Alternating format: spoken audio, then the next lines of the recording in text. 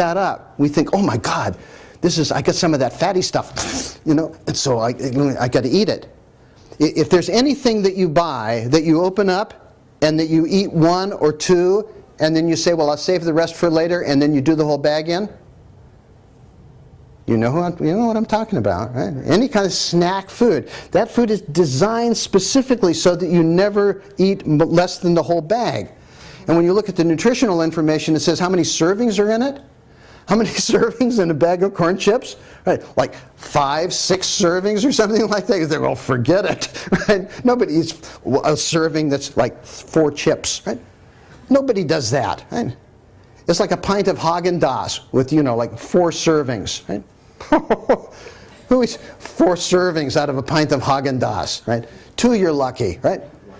A real person that's going for it, 1, right? You know, that's what your real serving is. And so that food is designed to do that. It's like sugar and fat, it's the same kind of thing. Put sugar and fat together, a miracle for food producers, right? Miracle. Well, now it's getting down into nanotechnology so that those kind of taste experiences can be intensified, and they can be intensified very cheaply. Right? Very, very cheaply. Look, there's more sugar in a McDonald's hamburger bun than there is in many cakes. Look at the sugar content in them. Right? You know? So what's that produce? Right? It produces dis-ease, and it produces the desire for more, right? And more, and more. And now we're seeing something that didn't exist before historically, and that is that the people that are being impacted the most with obesity are the poor. And particularly the children of the poor. Obesity used to be, you used to have a lot of money to be obese, right? In fact, it was a sign of prestige in many cultures. You know, if you had a really big belly on you, that person's really doing well. You know, look at them, right? They're really eating well. Now it's just the opposite. Right? So all the wealthy people are in health clubs and have macrobiotic cooks that they hire, right? You know, so they're doing okay, right? But the poor people are all for themselves. The last time I was in New York and I walk up the street there, there's a where is it? I can't remember. It's not far from here. There's a salad bar place. And they sell soups and salads in there. And every once in a while I go in there when I was in New York and have a salad. Right? I go in there, and there's a McDonald's almost next door to it. And I never really noticed before, but I noticed the price that was advertised in the window. And I thought, my God, you know, this is like a Coke and a hamburger or a cheeseburger or something and fries. And I kept thinking about it, and I went in and I looked at the menu in the salad bar. You couldn't get a salad. You couldn't get a salad for what you could get next door as a meal. And so as that food becomes cheaper and cheaper and cheaper because using cheaper and cheaper ingredients and figuring out how to manipulate the food more and more so that people think they're getting a volume from it, right? There you go. Right? There was, in the film Fooding, they showed a Mexican family, and you know their allotment for each person was something like $3, right? So they went into the supermarket, and the little girl wanted an apple, right? And they put it, but they put that on the scale, you know, and the apple would have cost $3. And it's like, are you going to get the apple? Are you going to get a sandwich or chips? And right, because. Exactly. And that's what it is now. Like, broccoli was like $3.99, and the father's saying, why is it so expensive? Exactly. Exactly. And so it's, it's the wealthy that'll make out. So we have to start looking at nutrition differently, and this has to do with that living as if life matters issue. Because there's a lot of different reasons why there's so much confusion around nutrition. And one of them is that we've become very good at taking things apart, but we can't put them back together. And so the modern nutrition is based increasingly on taking things apart and searching for magical micronutrients. What is the magical macronutrient that's in this food? Whether it's a berry or a bean or whatever it is. Is it coconut milk this week? You know, is it apricots from someplace the week before that? Is it berry juice, right? Some exotic berry from the Far East. What is the magic ingredient? We're all looking for the magic ingredient, right? But we're not using a macrobiotic approach to the problem. See, if we believe, and you may not, right? But if we believe that there is a natural order in things. Oh yeah. Show of hands. How many people think there's a natural order to things? Fantastic. Well, look, talk about it being mostly on the same page. I didn't say that it was created. It's just like there's a natural order to things, however they go. If there's a natural order to things, don't you think that there should be clues as to what we should eat within that natural order? I do. I mean, otherwise there wouldn't be a natural order to it, right? It's got to be a natural order to it. And so the natural order doesn't have to be just one thing, but it has to be a principle. And the principle is, first of all, that we have considerations for human nutrition. And we have to look at our own history. Now, I know that there's lots of arguments about what did we eat in the past? What did we eat in the past? What did we eat in the past? Well, we have to look for the patterns of what we ate in the past. And most of those patterns are very evident in human structure. They're very evident in the way that our teeth are aligned. They're very evident in our digestive tract. They're very evident in human history itself. For 15,000 years, since the advent of agriculture, most of humanity has eaten in a particular way. And that way has been dominated by agriculture. Right? You know, that's the way we've been able to feed the tribe. Right? You can't feed the tribe any other way. You know? It's just a silliness. Right? You can't feed the tribe. And cooking. We've been cooking food all of that time. In fact, the most recent discoveries are that people were cooking a lot earlier than anybody ever thought. Right? The group of scientists at Cambridge University have been saying, like, but people were cooking their food back into Neanderthal times. Right? The reason that we don't know it was because they were just throwing the food on the fire, right? You know, they were just throwing the food on the fire and letting it burn. Why? Because when you cook things, it releases the energy of the food. Right? It's that simple, right?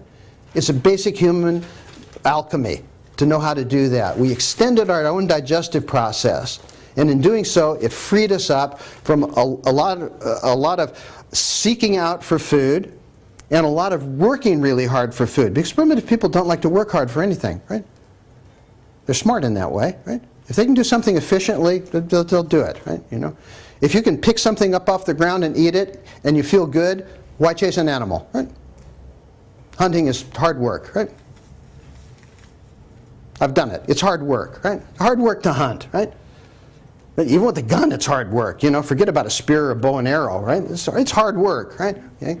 So we have to look at human nutrition. We have to look at specific human needs. Specific human needs are, okay, here's this array of food, a big array of food that we have to choose from.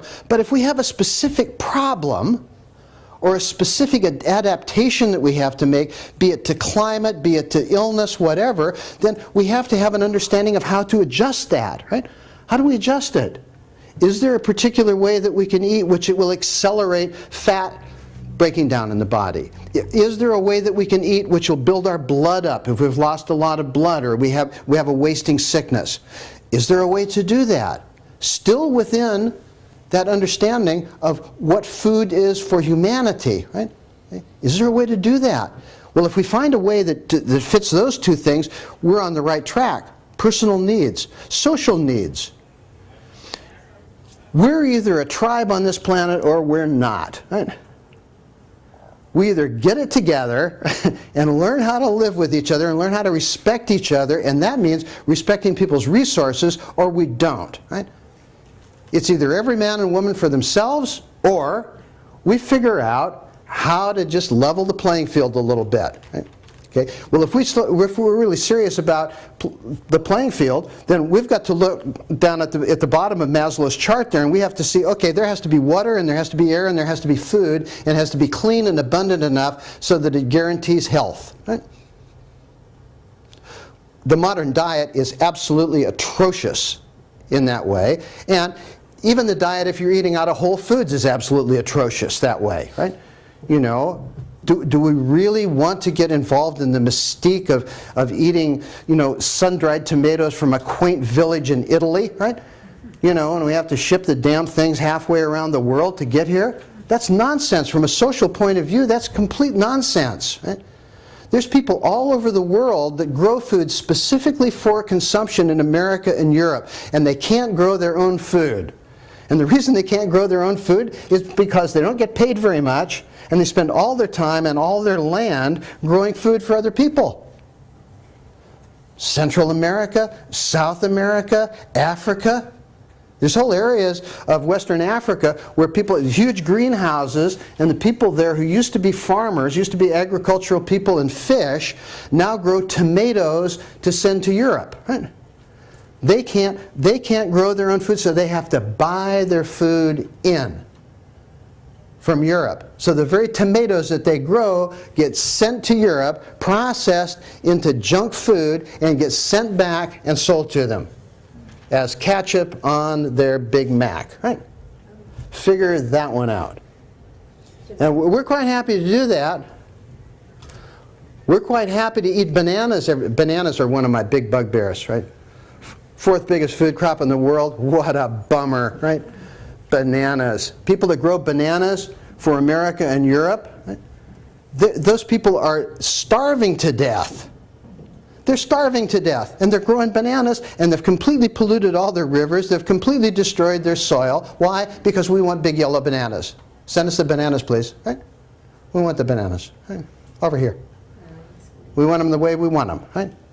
So every time that we eat that, so those foods, interestingly, when we look at those foods, those of you who already have studied a little bit of macrobiotics know that almost all of those foods lie at the extremes. The foods that require that kind of economics are also foods that abuse social and environmental issues. They're all out there at the extremes. These are exotic foods. I'm not saying we should never ever use them. What I am saying is that if something requires that amount of energy put in and that amount of labor, they have to be treated that way. So they're special foods, right? They're foods that you have once in a while. They're not foods that you gobble down every day. Right? And again, when you look at the whole macrobiotic layout of the classification of foods, it's very clear that those foods are the ones that are extreme foods. Very, very clear. Right? There's no problem there. Environmental needs, we probably don't need to talk about. You're all really up on that, you know? Well, I mean, what in the world is it?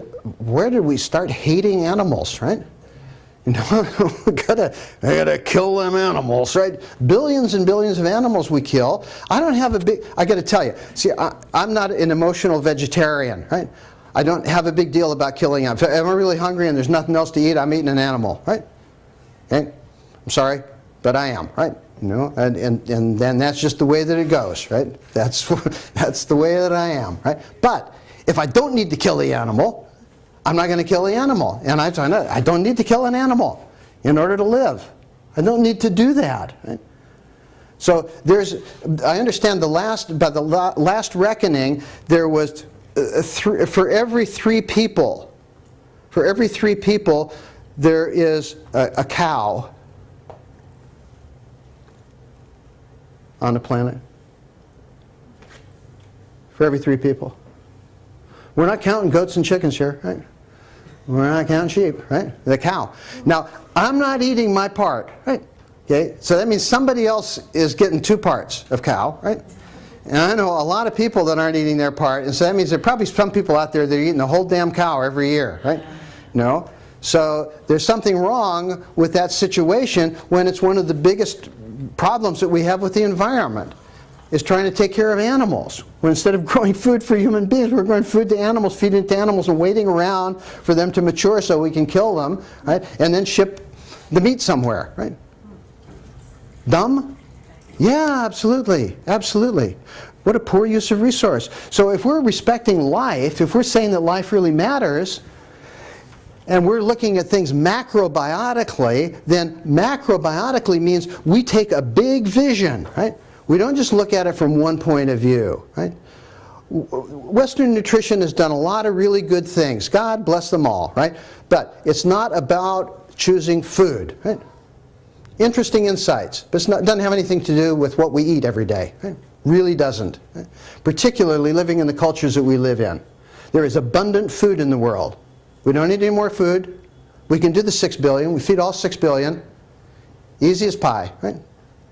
Easy to do. Right? But we have to think macrobiotically in order to do it. Right? And we have to act and live macrobiotically in order to have that vision come into reality. Because if it's not coming into reality, if it's only going to come into reality when we actually do it. It's not going to come into reality any other way. Okay, thanks. So as far as the issue of life mattering, it means finding our place in the web of life, finding our place in the environment, creating a human ecology that really works. And we haven't placed ourselves on that problem at all. We really haven't. We talk about environmental issues and ecological issues as if they were something that needs to be solved by scientists. What a load of rubbish, right? If people don't make the decisions, it's just nonsense.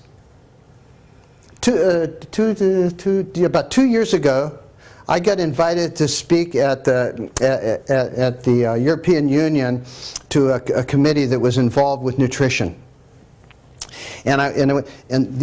Like a lot of government agencies, this place was paradise for a speaker. Oh, like big theater with everybody had their own little screen, you know, so there's no thing like this projected up on a screen. Everybody has their own viewing screen, you know, and there's special things, and everybody's got a nice comfortable seat they sit at and everything. Make a presentation on healthy food. And I was the last of the 3 speakers in the morning. 3 speakers in the morning and then 3 more in the afternoon. It was the last of the 3 speakers in the morning. People came up afterwards, oh, this is so great, this is so fantastic, this is so great. Then right after lunch, right, I thought, well, I'm going to make some inroads here. This is not bad. After lunch, one of the bureaucrats from the EU got up and gave a talk, and basically what he said was, it was so interesting hearing Mr. Taras give this presentation. He said, and I want you to know that we're studying all of these issues, right? And he says, this committee is doing this, and this committee is studying that issue, and this committee is studying this, and this committee, and after the whole thing was over, I went up to him and I said, I'm just curious about one thing. I said, how long have those committees been studying that? Right? You know, and he says, well, that committee's 5 years old, this committee's 4 years old, this committee's a year, this committee just started last month. That's the way it happens. It happens through committees that are designed to do nothing. Right? And that's the way we're approaching ecological, environmental, and social problems right now. Well, let's put that into gear in 2020. Like if anybody's left, right? We'll just, you know, let's put it out there because, damn, I'm not going to do anything about it, you know, and you're not going to do anything about it. So, you know, let's just put it off in the distance someplace, right? So it has to happen from people. It has to happen in terms of becoming sensitive to it, and that's one of the things that Osawa wrote a lot of really silly stuff. You know, let's face it, right? But a lot of stuff was really good. And one of the things that he was indicating was that by eating a particular way, you can experience the laws of change. You can internalize that process. You can find out, wow, when I do this, I feel that. And when I do this, I feel that. And that was meant as a springboard into doing something else, not as a place to stop and just get involved in a trampoline. Oh, isn't it? I can do this and I can do that. I can do this and I can do that. If I keep doing this and that long enough, right, what an amusing game to play, right? But what he was saying was, take that the next step. You understand change in your own life, and then you become an active agent of change outside of your own life, right? In the world that you live in, right? That's the game, right? Internalizing the understanding. Risking ridicule. Risking ridicule is absolutely essential. We have to be happy being crazy and not be defensive about it, right? You know, nothing in the world ever changed without people being willing to be crazy. Nothing. Nothing. We've still been in the Middle Ages, right? You know, if there hadn't have been people who made crazy insights which would have gotten them killed, 15 or 20 years earlier, and stood up and said, hey, you know what, I don't need, this is not the way the world works. Right? It's not the way the world works. And letting themselves be laughed at or letting themselves be ridiculed and really not caring. Right? Why should we care? Otherwise, we're acting like life doesn't matter. Right? Like none of these issues are important. Right? As long as I can continue to get organic brown rice, I don't care, right? No, because that's what it comes out like sometimes, right? So we have to watch that.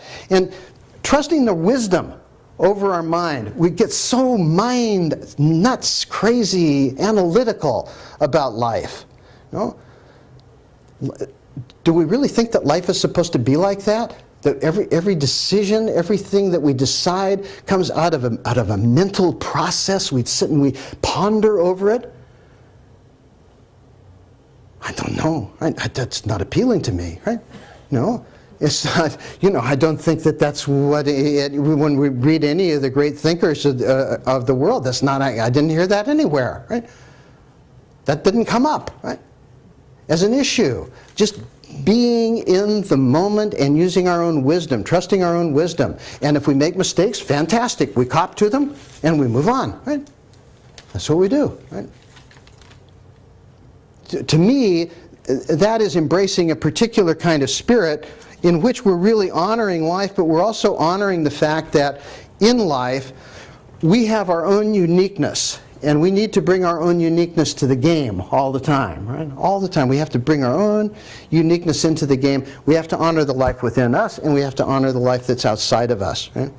And if we live our life according to that, I can't think but that the world would be a better place to live, right? No. But that's just me. I think that that's happening more because like there's a movement of like meditation and self-exploration and yoga and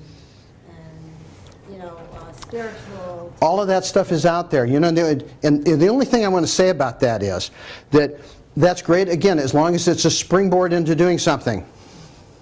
But it can also be an immense cop-out, right? A thing where we're just so engrossed in the preciousness of me, right? That we forget that we're part of something bigger too, and that we have to interact in that. And most of the great spiritual traditions came out of particular cultures where there was almost a professional set of people who did that. You know what I mean? Yeah, they did that.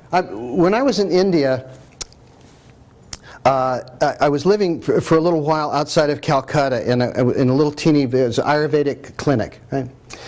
And one evening I was sitting in my room, in my little kind of concrete hut thing, and there was a knock on the door. And I went, and it was just the beginning of evening. And there was a man standing outside the door who was dressed in robes, and he had a begging bowl. And when I came to the door, he was kind of surprised. He wasn't expecting a Westerner to show up, right? And he spoke in beautiful English. He said, do you speak English? And I said, yes, I do. And he said, I'm sorry, I hope I didn't disturb you, but I was just, looking for food, right? And I said, well, I just cooked dinner. I said, come in. And he came in, and we sat down, and we had a nice long chat. This guy was walking. He had started out in Delhi, and he had walked all the way around the coastal regions of India up to Calcutta. That's a long walk, right? It's a very long walk. Along the way, he was stopping at villages, and he was helping people out. He was a highly educated man. And I said, wait, this is incredible. How did you come to do this? And he said, in my family, we have a tradition. And the tradition is that when you're young, you should be out in the world. You should do business, you should raise a family, you should do everything. And when you get to a certain age and you feel like I did all of those things, what you do is you give it all to your family and you go off and you be of service, right? He said, and so that's what I do. I go around, he says, and I take the holy books with me, and I read to people in the village because they don't read, right? And so I read and I tell them stories out of the Gitas, and and then I walk, and people give me food as I go along the way. And I thought, this is incredible. And he said, there's something that he said confuses me a little bit. He said, I see a lot of young Westerners coming here. He says, these are young people, they're really vital young people, and they come and they're all looking for a guru. He said, they're too young. They haven't experienced life yet. Right? You need to experience life first. You need to go out and do all of this stuff. He said, unless they have a real calling, right? He said, and the ones I see, they don't have a calling, right? He said, I can tell. He said, they don't have a calling, so that they go in when they're really young, and they go into a monastery, or they go into a temple, and they really dedicate their life to learning. So there's a kind of a spiritual romance that's involved in some of that, that conversation with him has always stuck with me a bit, because it's just like, you got to be out in the world, you got to do things, you have to do things, particularly now, particularly now. I'm not a great believer in that if everybody went home, the world would be better, right? It'll improve a little bit, yeah, but maybe take the edge off, but most of the people that are homing, right, we'll take the edge off them, but they don't need the edge taken off. They already got their edge taken off, right? We need maybe a little bit more edge, right? Because there's big things to be done. Big things to be done. And time's a wasting. Isn't it? Obama or not. What we do is we say, oh God, we got somebody that'll fix it. Get in here, right? Get in here. I'm not saying that you think that. I'm just saying that happens. Look at what happened when that man got elected president. There were a lot of people that did that. They thought, oh my God, now, we're really going to see some action. Black man. Different. Anyway, that's all I have to say. Right. If anyone has any questions or discussion or anything, I'm happy to do that. And if someone would be so kind to get me some water, I would be very thankful. Thank you. Anyone have any discussion or questions, or like to sing a song, do a dance? No? Okay, well, we're just about on time. Yeah. Where do we start, for example? Well, here's an interesting thing. I hope you don't take this as a criticism, even though it is. Here's the thing. When I go to many different places where there's macrobiotic people, where they gather, right? One thing I notice, which is very interesting, and that is that I don't see many people who are new.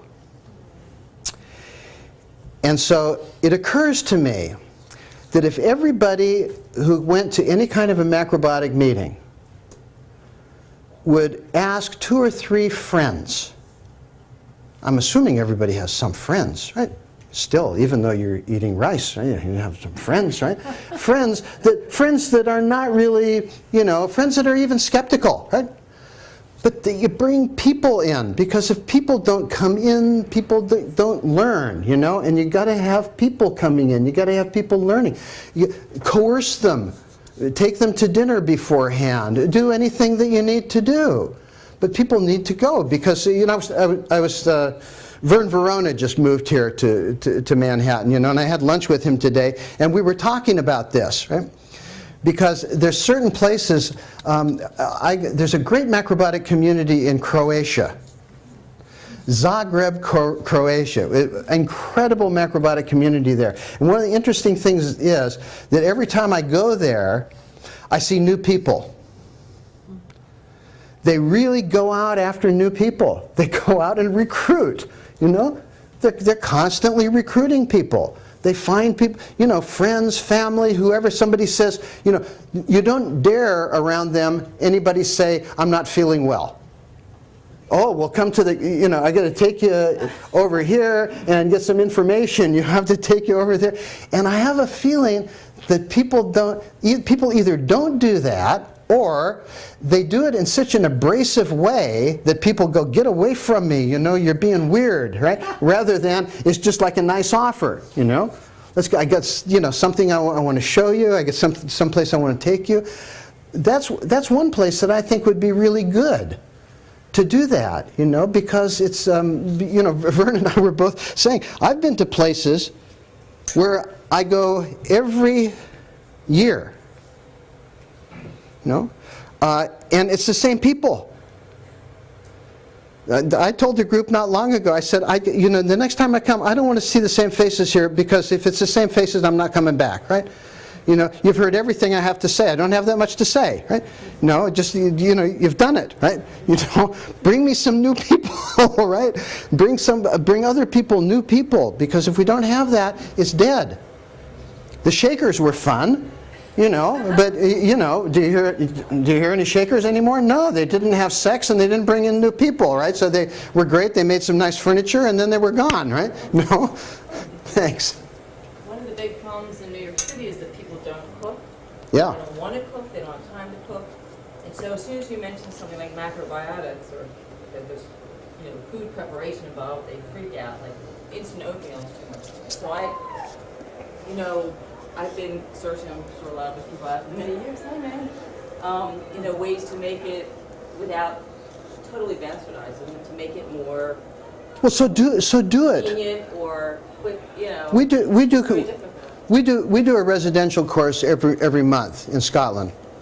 And one of the things that we do is every day there's a cooking class, right? Hands-on cooking class, because we have really lovely cooking school with individual cooking stations. The last cooking class is making 20-minute meals, macrobiotic meals. And people just go, oh, fantastic. I didn't know you could do that, right? So yeah, we do a whole thing on how to roll your food over. Plan for a week and roll the food over. How many times can you cook a pot of rice, how many times can you reuse that rice over the next 3 days? Is it perfect? No, but will it do? Is it better than what was being done before? Yeah. So any improvement is good. Improvements are good, right? You know, it depends on what people's motivation are. If somebody's got a really serious health problem, I'm going to tell them, look, you can't do that right now. If you want the best results, you have to really be concentrated on it. But if not, if a person is fairly good health, macrobiotics is not difficult, right? No, it's not. We made it difficult. We made it difficult because it made us look smart. Right? Made us look smart. When it's difficult, you think, oh my God, it's so difficult, but that person understands it, right? No, it's not. There's only two things that are important in nutrition: what you do and what you don't do. If you get rid of what you don't do, which is what most people know already, right? You know, if you cut meat, sugar, and dairy out of your diet, bingo, bingo, bingo, right? If you do that right away, right? Just get rid of that. You stop eating processed food, and you ate almost anything else, right? That was left, right?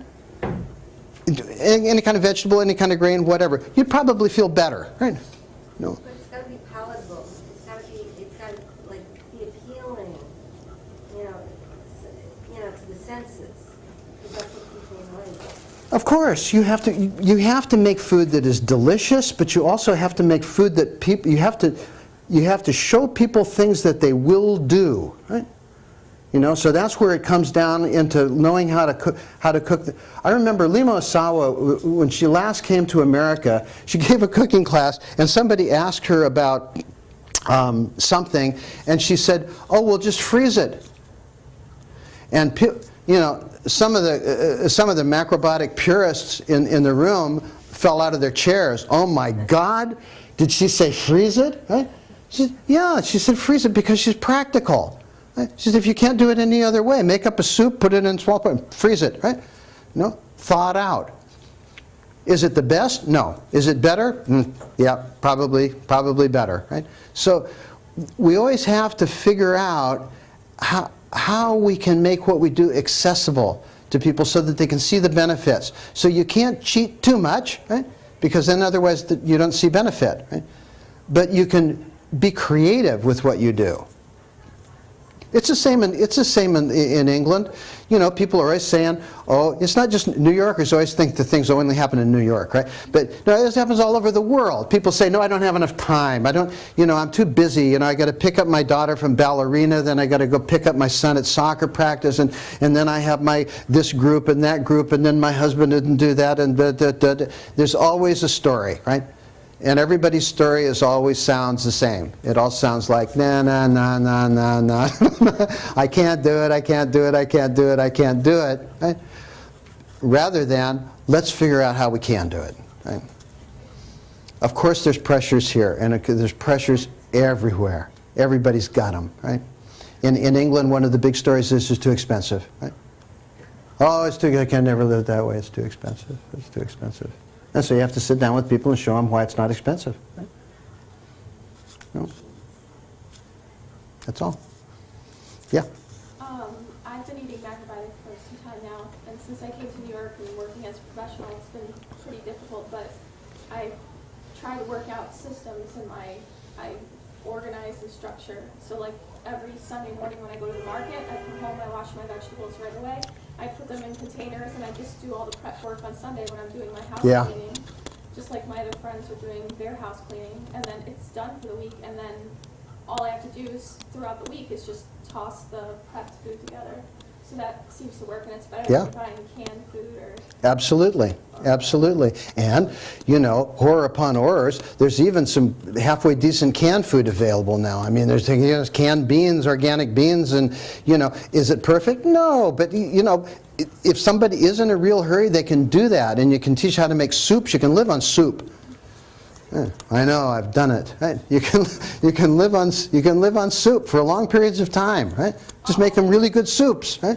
Yeah, like all these TV shows are talking about designing and organizing your space. If you organize your kitchen space properly and have a good system, then you can eliminate a lot of time. Yeah. Yeah. But I wanted to ask you about what you had mentioned was internalizing your understanding. Yeah. When you mentioned that about George Joshua, I didn't quite grasp that. So what Osawa was saying, or what I think he was saying, right, was that, so there's this order in nature, but it's very easy, and particularly for us, because we live in big cities, right? Many people do, and we don't get a lot of exposure to nature, right? So we don't have that visceral experience. But one of the ways that you get a visceral experience with macrobiotics is that you find out about the energy of the food. How does the food make you feel? What kind of response do you have? And by doing that, you start to get a sense of what change is really about. And you start to internalize the process of change to the point where all of a sudden it becomes intuitive. Because the goal is not to be thinking, you know, how you do it, doing all of that. The point is to get to a place where you think, really, I really want some miso soup tonight, right? You know, and you know, I go, I've had millet too much. I want rice, right? You know, you don't think about it, right? You just know that's what you want, right? So, but you only do that after you've been able to internalize it and create a new normal, because we always make decisions according to a normal. What's normal, and then we make decisions from that. Well, particularly when people are changing their diet, they have to create a new biological normal. A new way of being, which is without all of the things that were at the outside or the extremes within their diet, which were creating static. Right? So you get the static out of the way, you create a new normal. In that new normal, usually what people experience is they experience greater sensitivity. Right? You know, it's very difficult to find people who stop eating sugar, for instance, for 6 months or so, and then have sugar and don't have a different experience than they had before, because their body's more sensitive. Same through with dairy food. Right? You know, if a person cuts out dairy food for six months or so, and then they have dairy food, usually they can tell whether they should be having dairy food at all. Right? You know, because they get a reaction to it, because they've established a new normalcy, right? You know, paying attention and their consciousness. Exactly, right? So you bring that into the process, and that's where you start internalizing change, right? And that's one of the things that Osawa was saying. He was saying this is one of the ways that you start to understand the laws of change, This is one of the ways that you start to understand yin and yang, that balance, and creating that dynamic balance in your life. And then you just carry that on into other things. You carry it on into your relationships with other people. You carry it on into the work that you do. You carry it out into the world with you. It's the same kind of thing, right? But you're just always experimenting here first, right? Internally first, and then moving out. Right? Yeah. Okay, good. Thank you all very much for coming this evening, right? It's been very nice to meet you. Right, thank you. Thank you. Thank you. Yeah. Just a logistics question. When we came in, there was no one to take our money for use. For God's sakes. You can see Inga over there. Inga! The wonderful Inga will take your money from you. Let's go. But, oh, just one click of the mouse and you're there, right? Okay. But both of these lovely books, this is commercial time, right? Okay. This book, you're happy to pick up one of these cards if you want. Both of them are available on Amazon, right? Okay. And this is my book, Natural Body, Natural Mind, right? And this is my novel, right? Portal of Dreams, which people are liking a lot, right? Okay, so I just want if you like to read novels, right? Give it a shot, right? What can you lose, right? Yeah, and if you do read it and you do like it, you must do one favor for me, and that is you go on Amazon, you write a review, right? Because reviews make a difference on Amazon, right? So that's how you do it. I have a question. Yeah. So you're doing a weekend. This weekend, yeah. Yes, so can you describe a little bit in more detail? I had a hard time from the write-up. Tomorrow, some of the ideas that are, my God, it's a galaxy, right? Some of the ideas that were here expanded out a little bit about personal transformation, and then in the afternoon, I'm going to present macrobiotic principles, right? But broken down slightly differently than they're usually presented, right? You know, we're going to talk about things like caloric density and some of the ecological issues behind food and some things like that, and some of the implications of that internally. On Sunday, the whole day is going to be about the connection between food, health, and emotion. Right? Okay.